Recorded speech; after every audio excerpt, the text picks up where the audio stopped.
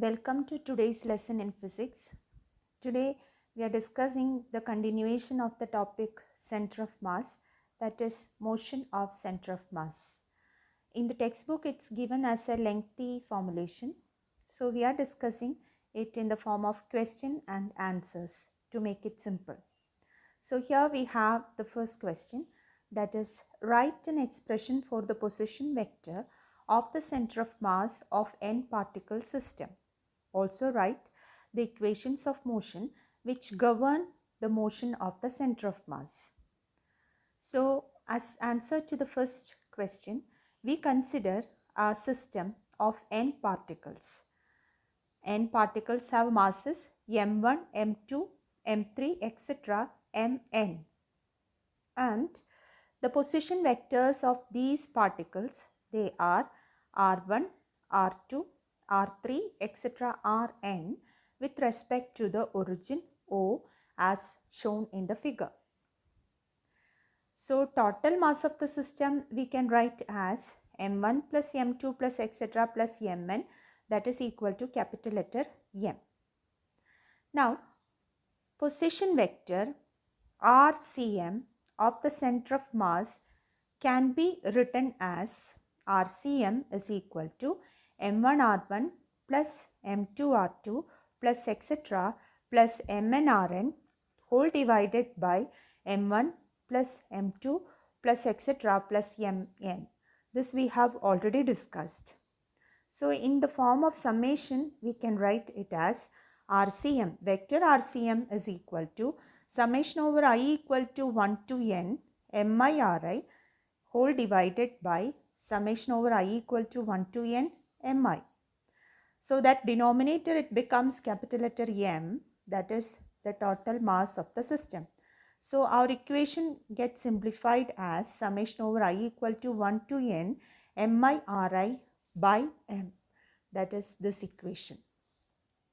So we can say that vector RCM is the weighted average of the position vectors of all the particles of the system, the contribution of each particle being proportional to its mass. So in short, this gives the expression for position vector of center of mass of an n particle system. Now for writing the equation of motion of center of mass, we assume that F1, F2, F3, etc. Fn are the external forces acting on the particles of masses m1, m2, m3, etc. mn respectively. Therefore, we assume that F total is the vector sum of all these external forces acting on the system. If ACM is the acceleration of the center of mass of the system, then the motion of center of mass can be written according to Newton's second law of motion as m into ACM is equal to F total, where F total is equal to F1 plus F2 plus etc. plus Fn. So we can write this ACM as d square RCM by dt square, where RCM is the position vector of the center of mass. Here comes the explanation for d square r by dt square. We have already studied that v is equal to d by dt of x, where we say velocity is the first derivative of position, and we know A is equal to dv by dt, or it can be written as d by dt of dx by dt because v is equal to dx by dt. So it becomes A is equal to d square x by dt square, where d square x by dt square we call it as the second derivative of x. So usually we say acceleration is the second derivative of position, or it is the first derivative of velocity. So it can be written like this, second derivative. So in terms of position vectors, our expression becomes vector v is equal to dr by dt where r is the position vector.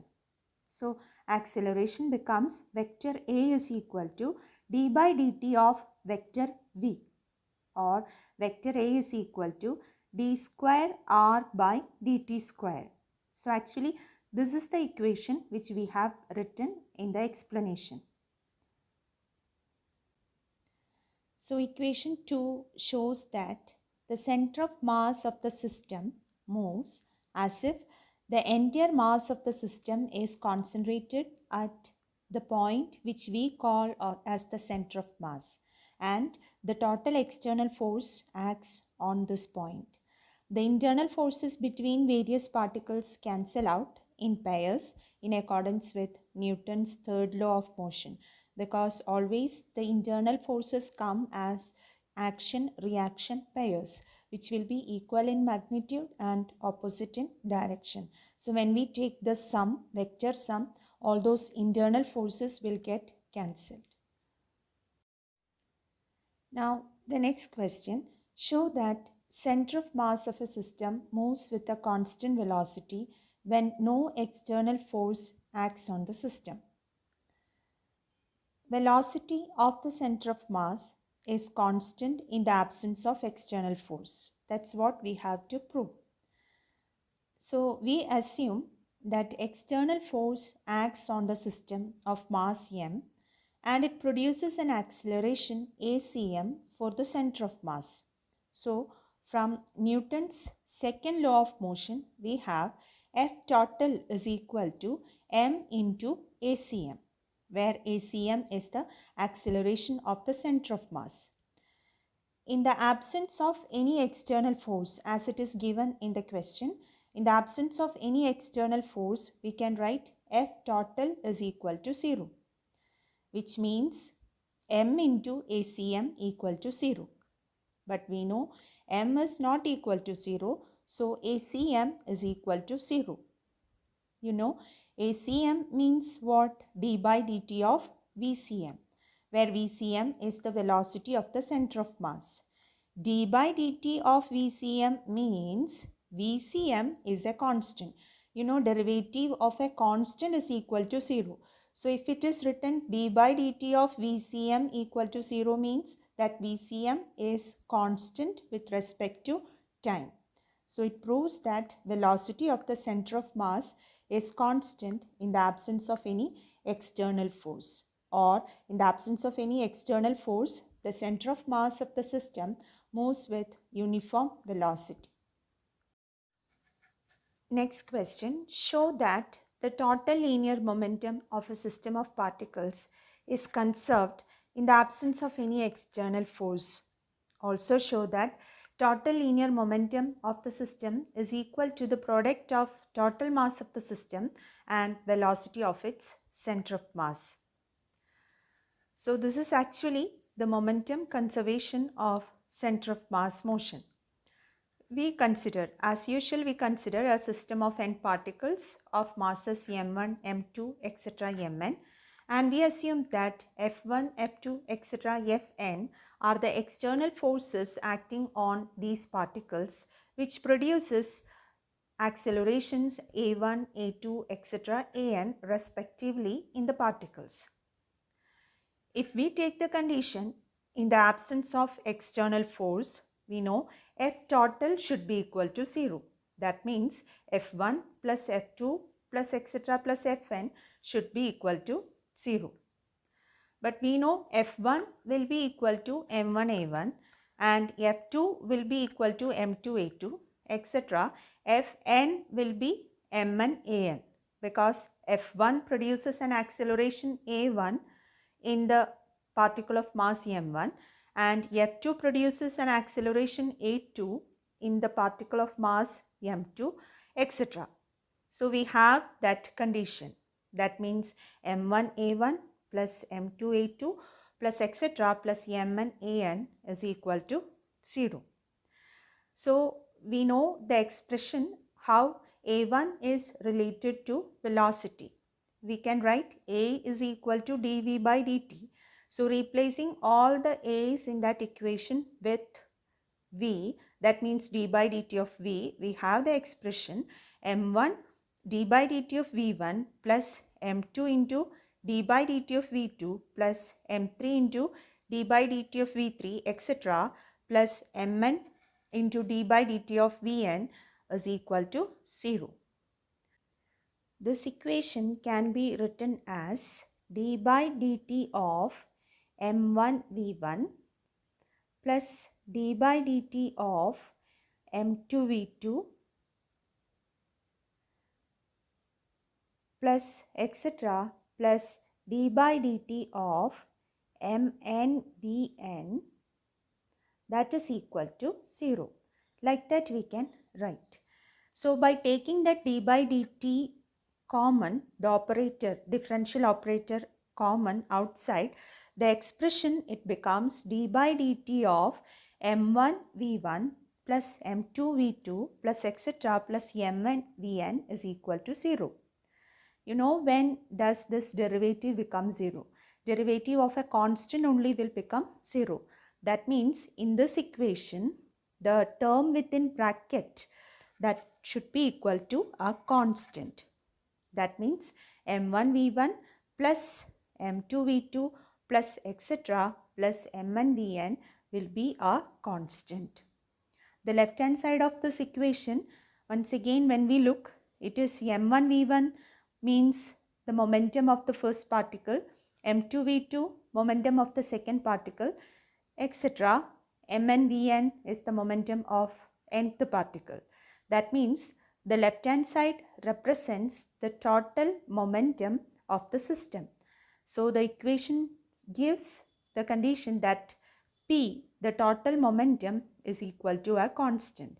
That means in the absence of any external force, the total momentum of the system is conserved. And this is nothing but law of conservation of linear momentum. Now we will discuss how can we represent this total momentum in terms of center of mass. For that, we start with the expression for position vector of the center of mass of n particle system. So we have RCM is equal to m1r1 plus m2r2 plus etc. plus mnrn divided by m1 plus m2 plus etc. plus mn. We have already said that denominator, that is m1 plus m2 plus etc. plus mn, it represents the total mass. That is RCM is equal to 1 by m into m1 r1 plus m2 r2 plus etc. plus mn rn, where capital letter M represents total mass of the system of particles.